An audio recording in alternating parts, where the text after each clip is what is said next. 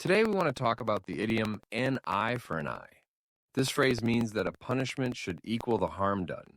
If someone hurts you, they should receive the same harm in return. We can also say an eye for an eye and a tooth for a tooth. This reinforces the idea of balanced justice, meaning that consequences for wrongdoing should match the offense. It emphasizes that every harm should have a proportional response. Let's look at some examples one by one. First example.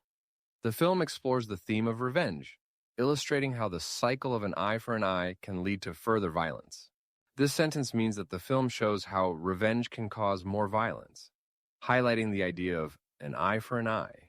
Second example, he argued that seeking revenge through an eye for an eye only perpetuates a cycle of hatred and pain.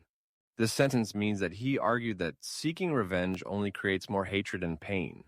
Third example, she believed that an eye for an eye would only leave the world more scarred and divided. This sentence means that she believed that an eye for an eye would leave the world more hurt and divided.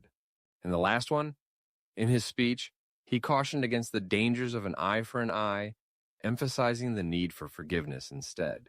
This sentence means that in his speech, he warned of the dangers of revenge and stressed the importance of forgiveness.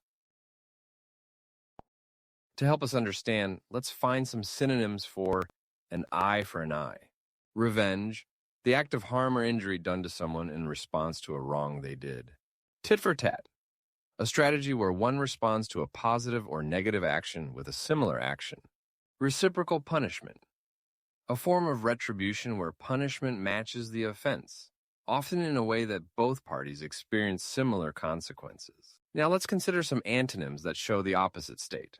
Forgiveness, the act of letting go of anger or resentment towards someone who has wronged you.